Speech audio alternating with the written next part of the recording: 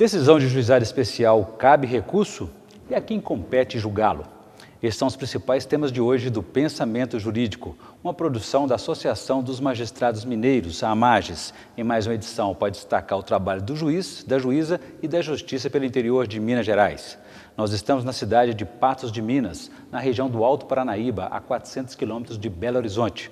Estamos aqui na Casa do Milho, Casa de Cultura do Milho, memorial da Festa Nacional do Milho, aqui de Patos de Minas. O nosso assunto são os juizados especiais, o seu desempenho e também a falta de estrutura recorrente deles, de acordo com o diagnóstico da Corregedoria Nacional de Justiça. O nosso entrevistado é o juiz Melquíades Fortes da Silva Filho, do juizado especial desta comarca. Doutor Melquíades, obrigado pela presença e pela participação. Eu que agradeço. Doutor Melquíades é juiz há 19 anos, dos quais 4 neste juizado especial, para o atendimento de 190 mil pessoas desta comarca, reunindo 4 municípios. Doutor Melquíades, nesses 14 anos, o juizado especial conseguiu acompanhar o crescimento da demanda? Não só o juizado especial, mas também a justiça comum. Depois da Constituição, da consagração dos direitos sociais na Constituição de 88, a demanda na justiça aumentou 25 vezes, enquanto o número de juízes e promotores apenas dobrou, ou pouco mais que isso. Então, esses 14 anos, ou de 88 para cá, a demanda é muito significativa, principalmente, notadamente, nos juizados especiais, onde o povo cada vez mais está descobrindo os seus direitos e exercendo, né, os seus direitos perante o Poder Judiciário, notadamente nessas causas de menor complexidade, que é o caso até 40 salários mínimos, que é a maioria, né, foi reconhecido pelo artigo 98 da Constituição, no sentido de reconhecer o acesso a essas pessoas, e no caso do criminal, até 1 ano, os crimes de menor potencial ofensivo. E essa demanda realmente vem aumentando muito, principalmente pelo reconhecimento da grandeza e desse instrumento colocado à disposição da população, que vem prestigiando com a procura dessa justiça. E o Estado não tem acompanhado essa evolução. E são 2 situações importantes: a participação da população, um reconhecimento da credibilidade e confiança que os juizados especiais também passam para o cidadão. Agora, doutor Melquíades, o senhor tem uma comparação com outros estados, outros países? Como é que funciona esse crescimento, essa relação demanda e número de juízes? Eu não tenho dados, né, estatísticos de comparação, mas no caso específico de Patos de Minas, por exemplo, a população de 190 mil habitantes, existe apenas um juizado especial, civil e criminal, cuja vara eu sou titular. O ano passado, em 2008, eu tive a oportunidade de ler um levantamento que um juiz do México julgou 630 processos ano, um da Colômbia 630 processos.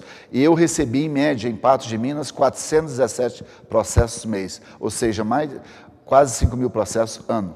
Isso realmente. E essa falta de estrutura já foi até diagnosticada pela Corregedoria Nacional de Justiça em suas inspeções, constantemente. Como é que é isso? Foi lamentável, né? O ministro Gilson Dippes está pedindo, né, aos tribunais que prestigiam os juizados, principalmente que a maioria das comarcas do interior não tem uma vara específica para os juizados. Ela é um apêndice da Justiça Comum, onde os juízes da Justiça Comum atendem também as demandas dos juizados. Doutor Melquíades, nesse caso, a falta de estrutura obriga ou inspira cada magistrado a buscar pela inventividade soluções. Como é que o senhor dá conta desse recado aqui? Realmente é uma matéria angustiante, porque a credibilidade da justiça, do meu ponto de vista, ela vai ser alcançada no momento em que ela der a resolução dos conflitos, do surgimento o mais contemporâneo possível ao surgimento do conflito de interesse. Então, se a justiça é morosa, ela tende a ser desgastada perante a opinião pública. No caso de Patos, a falta de estrutura, que no caso é genérica, né? Para minimizar essa situação, em face da demanda muito acentuada, desde que assumi a vara em agosto de 2005 em Patos de Minas, eu promovi a gravação dos depoimentos das testemunhas e dos réus nas audiências. Quais equipamentos que o senhor usa para isso?